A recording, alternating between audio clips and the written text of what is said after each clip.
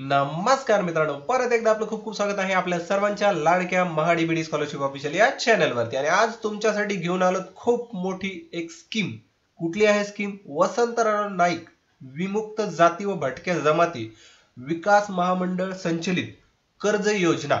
मग आपल्याला बिनव्याजी कर्ज योजना कसं घ्यायचे, त्याच्यासाठी कुठल्या कन्सेप्ट आपल्याला याच्यामध्ये आहेत, की आपली पात्रता काय, किंवा ऑनलाईन ऍप्लिकेशन कसं करायचे, लागणारे डॉक्युमेंट काय आणि प्रोसेस फ्लो काय, तर या सगळ्या गोष्टींची सविस्तर चर्चा आपण या व्हिडिओच्या माध्यमातून करणार आहोत। तर व्हिडिओला बिलकुल स्किप करू नका, पूर्ण व्हिडिओ पाहत राहा। आणि सर्वप्रथम मित्रांनो, आपण महाडीबीटी स्कॉलरशिप ऑफिशियल या चॅनलवरती नवीन असाल, अद्याप या चॅनलला सबस्क्राईब केलं नसेल तर चॅनलला सबस्क्राईब करून घ्या। नवनवीन कंटेंट पाहायला विसरू नका। तसंच चॅनलवरती भरपूर वेगवेगळ्या टॉपिक्सचे व्हिडिओ बनवलेले आहेत, ते पण पाहायला विसरू नका। चला विदाऊट वेळ वाया घालवता चालू करूया आजचा आपला टॉपिक। फर्स्ट ऑफ ऑल, मी वसंतराव नाईक विमुक्त जाती व भटक्या जमाती विकास महामंडळच्या ऑफिशियल वेबसाईट वरती आलेलो आहे। आणि त्याच्यामध्ये तुम्ही इथे पाहू शकता की इथे वेगवेगळ्या प्रकारचे व्यवसायाचे हे छायाचित्र दिसतात, जसं की भाजीपाल्याचा व्यवसाय असेल, पिठाची गिरणी असेल, किंवा आपल्या कुरड्या पापड्या बनवणे असेल, अशा पद्धतीच्या वेगवेगळ्या व्यवसायासाठी हे मंडळ काय करत असतं की एक कर्ज किंवा लोन प्रोव्हाइड करत असतं, ज्याच्यासाठी सगळ्यात महत्त्वाची फॅसिलिटी काय, तर तुम्हाला कुठल्याही 1 रुपयाचं सुद्धा व्याज देण्याची गरज नाही। हे व्याज कोण भरतं, तर तुमचं मंडळ भरतं। ते कशा पद्धतीने भरतं आणि याच्यामध्ये कर्जाचे काय काय स्वरूप आहेत ते आपण सगळं सविस्तर चर्चा याच व्हिडिओच्या माध्यमातून करणार आहोत। तसंच हे लोन घेण्यासाठी सगळ्यात महत्त्वाच्या टिप्स आणि ट्रिक्स तुम्हाला मी व्हिडिओच्या शेवटच्या भागात सांगणार आहे, तर व्हिडिओला बिलकुल स्किप करू नका। सर्वप्रथम आपण यांच्या ऑफिशियल वेबसाईट वरती डाउनलोड या सेक्शन मध्ये आलेलो आहोत। आणि इथे जर तुम्ही पाहिलं तर हे दोन पद्धतीचे सध्या स्थितीमध्ये कर्ज वाटप करतात। एकाला म्हणतात ग्रुप आणि एकाला म्हणतात इंडिव्हिज्युअल। ग्रुप म्हणजे काय? गट कर्ज जे आहे की शेतकऱ्याचा गट किंवा व्यक्तीचा गट किंवा व्यवसायाचा गट, अशा पद्धतीचे जे वेगवेगळे गट असतात त्या गटामध्ये जे लोन देतात त्याला ग्रुप कर्ज असे म्हटले जाते। आणि दुसरं जे आहे ते आहे इंडिव्हिज्युअल। इंडिव्हिज्युअल म्हणजे काय? एखाद्या व्यक्तीला व्यवसाय चालू करायचा आहे किंवा असलेला व्यवसाय वाढवायचा आहे, त्याच्यासाठी जे कर्ज दिलं जातं त्याला इंडिव्हिज्युअल कर्ज असं म्हटलं जातं। तर याच्यामध्ये दोन्ही पद्धतीचे कर्ज दिले जातात असं यांनी स्पष्ट मेन्शन केलेलं आहे।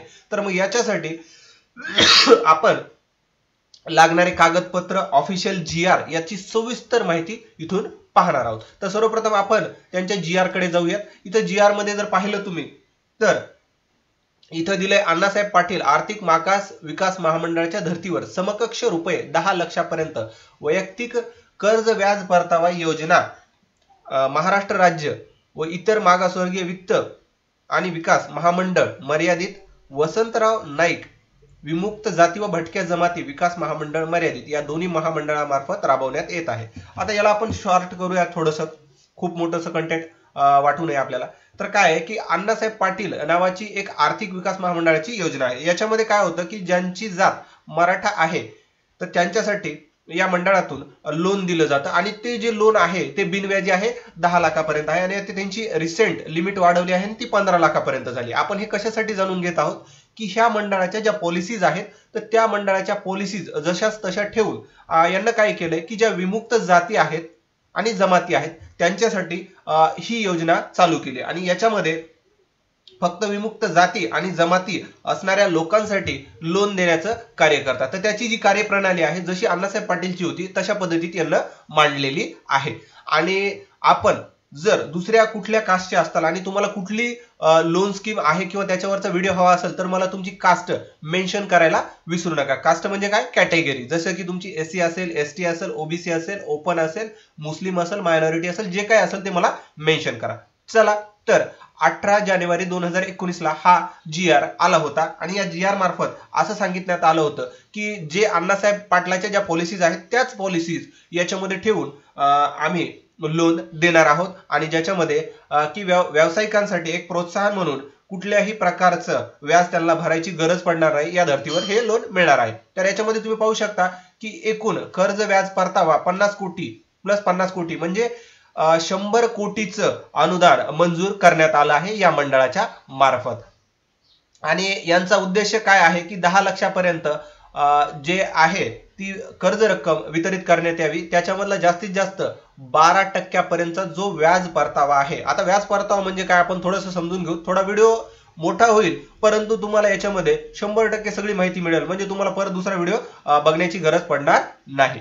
तर तुम्ही जर एखाद्या बँकेचं लोन घेता, जसं की सरकारी बँक असेल, SBI असेल, ग्रामीण असेल, तर यांच्यासाठी काय असतं मित्रांनो, की जे तुम्हाला लोन घ्यायचं असतं तर बँकेचा एक व्याजदर ठरलेला असतो, तर तो नॉर्मली गव्हर्नमेंट बँकेचा 12% असतो, कुणाचा 11.59 असेल, कुणाचा 12 असेल.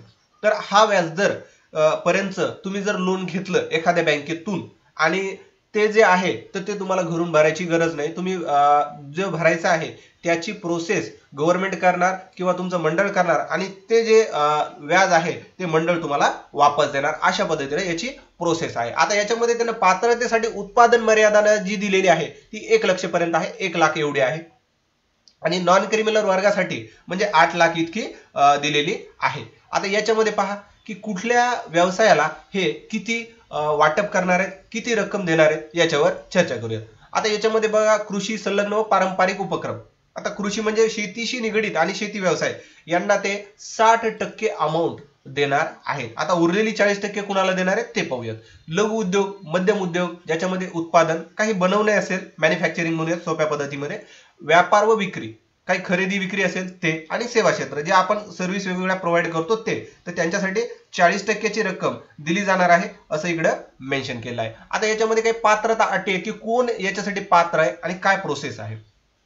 पात्रता अटीमध्ये पहा की तो महाराष्ट्रातला रहिवासी असावा, त्याचं वय 18 ते 50 असावं, आधार कार्ड आणि बँकेचं खातं हे लिंक असणं गरजेचं आहे. त्याला ऑनलाईन ऍप्लिकेशन करायचे. आता ऑनलाईन ऍप्लिकेशन कसं करायचे, कुठं करायचे, तर ऑनलाईन ऍप्लिकेशन करण्यासाठी तुम्ही मला पार्ट 2 असं जर कमेंटमध्ये लिहिलं तर तुम्हाला मी त्याच्याशी संदर्भात पूर्ण ऑनलाईन करण्याचा व्हिडिओ देईल. किंवा तुम्हाला जर वाटत असेल तुमचा हा फॉर्म आम्ही भरून द्यावा तर आम्ही सुद्धा तुम्हाला ही फॅसिलिटी प्रोव्हाइड करतो. त्यासाठी तुम्हाला काय करायचंय की खाली व्हॉट्सअप ग्रुपला आम्हाला जॉईन करायचे किंवा आमच्या खालच्या टोल फ्री नंबरला कॉल करायचा आहे आणि तुमची ही जी प्रोसेस आहे ती आम्ही सुद्धा करून देऊ शकतो. ठीक आहे. याच्यामध्ये आहे उमेदवार कोणत्याही बँकेचा, वित्तीय संस्थेचा थकबाकीदार नसावा. म्हणजे तुमच्याकडे कुठल्या बँकेचं वगैरे लोन नसलं पाहिजे, तुम्ही नील असला पाहिजे, किंवा थोडक्यात सांगायचं म्हणलं तर सिबिल तुमचं एक चांगलं असलं पाहिजे. आता याच्यामध्ये परताव्याच्या अटी. आता परतावा तर मिळणार आहे सगळ्याला माहिती, पण परतावा कसा मिळणार आहे त्यासाठी काय करायचंय ते इथं सांगितलंय. जर लाभार्थ्याचे मध्येच नियमित कर्ज परतफेड केली नाही तर व्याज परतावा दिला जाणार नाही. आता याचा मुद्दा काय समजून घ्या. तुम्हाला जे परतावा मिळणार आहे त्यासाठी तुम्हाला रेग्युलर हप्ते भरणं गरजेचं आहे. तसंच त्यांना सांगितलंय की लाभार्थ्याने ऑनलाईन पोर्टल उद्योग सुरू असल्याचे किमान 2 फोटो अपलोड करावेत. आपण व्यवसाय चालू केलाय त्याचे 2 फोटो आपल्याला अपलोड करायचे, म्हणजे आपल्याला ते त्यांचा जो व्याज परतावा आहे तो येऊन जाईल. तर याच्यामध्ये आपल्याला उमेदवाराची ऑनलाईन नोंदणी करायची. जसं लेटर ऑफ इंटेंट म्हणजे मंजुरी पत्र जे आहे त्या महामंडळाच्या वेबसाईट वरून आपल्याला प्राप्त करून घ्यायचे ऑनलाईन प्रोसेस केल्याच्या नंतर. त्याच्यानंतर याच्यामध्ये आणखी त्यांना भरपूर साऱ्या गोष्टी दिलेल्या आहेत. इथं आपण खूप डिटेलमध्ये त्याची चर्चा करत आहोत. जे महत्वाच्या गोष्टी त्या आपण सगळ्या व्हिडिओच्या माध्यमातून घेण्याचा प्रयत्न करतो. असा त्यांचा GR आहे. आता सगळ्यात महत्वाचं की याच्यासाठी ऑनलाईन भरण्यासाठी कुठले कागदपत्र लागतात ते आपण चर्चा करूया. आता यांच्या साईटवरती इथं दिलेलं आहे की ऑनलाईन अर्जदाराची अर्हता काय. आता तुम्हाला जसं सांगितलं महाराष्ट्राचा रहिवासी पाहिजे, भटक्या जाती जमाती किंवा विशेष मागास प्रवर्ग व्यक्ती असला पाहिजे, आधार कार्ड बँकेशी लिंक पाहिजे, 18 ते 50 वर्ष वय त्याचं पाहिजे, त्याच्यानंतर कुठल्याही योजनेचा महामंडळाच्या लाभ घेतलेला नसावा त्या व्यक्तीने, आणि कुटुंबातील एका सदस्यालाच या कर्ज योजनेचा लाभ घेता येईल. आता याला जर सिम्प्लिफाय केलं आपण तर सिम्प्लिफाय कसं करू आपण की राशन मध्ये जे नावं आहेत त्याच्यापैकी एकाच व्यक्तीला याचा लाभ घेता येईल असं मेन्शन केलेलं आहे. आता याच्यासाठी कुठल्या गोष्टी लागतात ते आपण पाहूयात. शिधापत्रिकेची प्रमाणित प्रत, राशन कार्ड, आधार कार्ड, जातीचं प्रमाणपत्र, पत्त्याच्या पुराव्यामध्ये आपण ration card, PTR, light bill वगैरे वापरू शकतो, बँकेचं स्टेटमेंट, त्यानंतर प्रोजेक्ट रिपोर्ट. प्रोजेक्ट रिपोर्ट आपल्याला जो व्यवसाय करायचा आहे त्या संदर्भात कुठल्या कुठल्या गोष्टी आपल्याला खरेदी करायच्यात, किती कामगार ठेवायचे याच्या संदर्भात सगळ्या गोष्टी मेन्शन असणारा रिपोर्ट म्हणजे प्रोजेक्ट रिपोर्ट आपल्याला लागतो. आता याच्यामध्ये आणखी 2-4 गोष्टी मेन्शन केलेल्या नाहीत, मी तुम्हाला त्या सांगतो. जसं की तुम्हाला व्यवसाय चालू करायचा आहे त्याचं कोटेशन एक लागणार आहे. अनदर थिंग म्हणजे तुम्हाला तुमचा सिबिल क्लिअर असलेलं त्याचं स्टेटमेंट म्हणजे सिबिल रिपोर्ट लागेल. त्यानंतर तुमचा व्यवसाय चालू असलेलं शॉप ऍक्ट आणि उद्योग आधार हे पण लायसन लागेल. एम्प्लॉयमेंटची नोंदणी जे आपण जिल्हा कार्यालय असतं जिल्हा कार्यालयाची नोंदणी लागणार आहे. हे सगळ्या गोष्टी वैयक्तिक कर्ज व्याज परतावा म्हणजे की पर्सनलला लागणार आहेत. आणि गटासाठी काय सांगितलंय की गटासाठी महाराष्ट्र राज्याचा तो व्यक्ती रहिवासी असावा, त्यांचा जो ग्रुप सांगितलाय जात भटक्या जमाती जाती व विशेष प्रवर्गातीलच व्यक्ती असावेत, खाते आधार कार्डशी लिंक असावे, वय 18 ते 45 असावे आणि जे तुम्ही गटामधले सदस्य त्या सगळ्या सदस्यांचं तुम्हाला हे डॉक्युमेंट द्यायचे. कोणते डॉक्युमेंट द्यायचे? राशन कार्ड, आधार कार्ड, जातीचं प्रमाणपत्र, पत्त्याचा पुरावा, बँक स्टेटमेंट, प्रोजेक्ट रिपोर्ट. आता याच्यामध्ये आणखी 2-3 गोष्टी कमी त्या पण मी तुम्हाला सांगतो. जसं की तुमचा जो गट आहे, गट स्थापन कशा मार्फत केलाय, जसं की पंचायत समिती असेल किंवा तुम्ही सेवाभावी संस्थेमधून केला असेल किंवा पुरुष गट असेल, जो गट असेल त्याचं तुमचं नोंदणीचं जे प्रमाणपत्र असतं ते सुद्धा इथं लागतं किंवा तुमच्या गटाचं पॅन कार्ड सुद्धा लागतं. तर ह्या सगळ्या गोष्टी अशा पद्धतीने लागतात. या व्हिडिओमध्ये ही सगळी माहिती दिली. तुम्हाला माहिती कशी वाटली मला कमेंट करून सांगायला विसरू नका. व्हिडिओ आवडला असल्यास लाईक करा, नवनवीन माहितीसाठी चॅनलला सबस्क्राईब करा आणि तुमचा मौल्यवान वेळ दिल्याबद्दल धन्यवाद मित्रांनो. भेटूयात नवीन एका व्हिडिओत.